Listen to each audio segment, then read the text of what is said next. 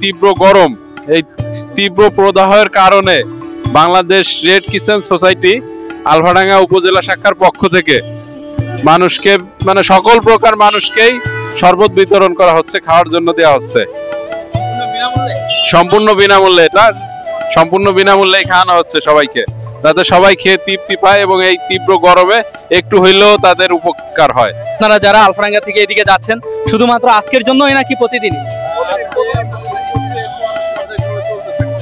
পর্যায়ক্রমে চলতে থাকবে? হ্যাঁ, আমাদের আলফাডাঙ্গা আজকে থেকে আমরা শুরু করছি, এরপরে পর্যায়ক্রমে চলতে থাকবে। মোটামুটি গরম যে কয়দিন তীব্র গরম থাকবে, এরপর আমাদের অন্যান্য উপজেলায়ও এইভাবে কার্যক্রম চলমান থাকবে ইনশাআল্লাহ।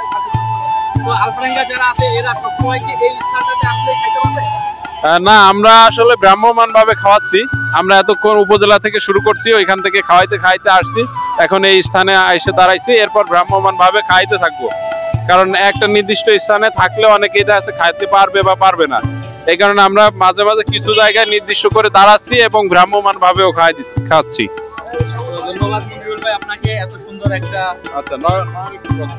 আয়োজন করার জন্য আমরা এখন কথা বলবো নয়ন ভাইয়ের সাথে।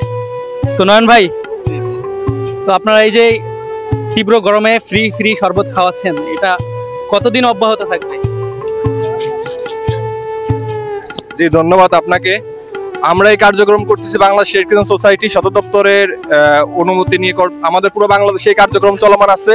64 জেলায় 68টা আমাদের ইউনিট কাজ করতেছে এবং প্রতিটা উপজেলায় আমাদের কার্যক্রম অব্যাহত থাকবে। যতদিন তীব্র গরম থাকবে আমরা করে যাব। আমরা গতকালকে লিফলেট বিতরণ করছি, আপনারা দেখতে পাচ্ছেন আমার হাতে এই লিফলেট বিতরণ করা হয়েছে। তীব্র গরমে আমাদের করণীয় কি, এবং আমাদের ফরিদপুর জেলায় 8টা উপজেলায় এই কার্যক্রম চলমান। গতকাল লিফলেট বিতরণ করা হয়েছে, আজকেও আমরা করছি, এবং বয়লমারী উপজেলায় নগরকান্দা, মধুখালী, শালতা সদর এবং ফরিদপুর জেলা ইউনিটেও এই কার্যক্রম পরিচালনা করা হচ্ছে। যতদিন গরম থাকবে ততদিন আমরা এই কার্যক্রম পরিচালনা করব। আমাদের এই কার্যক্রমে সহযোগিতা করেছে ইউনো মহোদয় এবং ডিসি মহোদয় এবং ফরিদপুর জেলা যুব প্রধান আমিনুল ইসলাম, তার নেতৃত্বেই আমরা এইগুলো পরিচালনা করছি।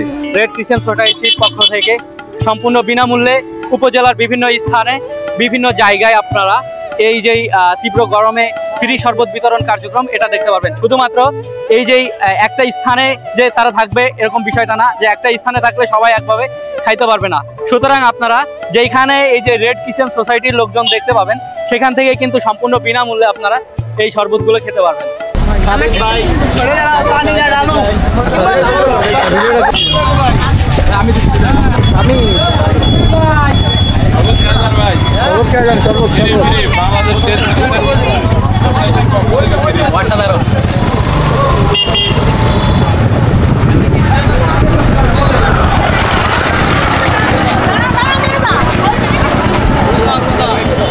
তো আজকে এখানেই দেখাবো পরবর্তী কোনো ভিডিওতে। ভালো থাকবেন, সুস্থ থাকবেন, আল্লাহ হাফেজ।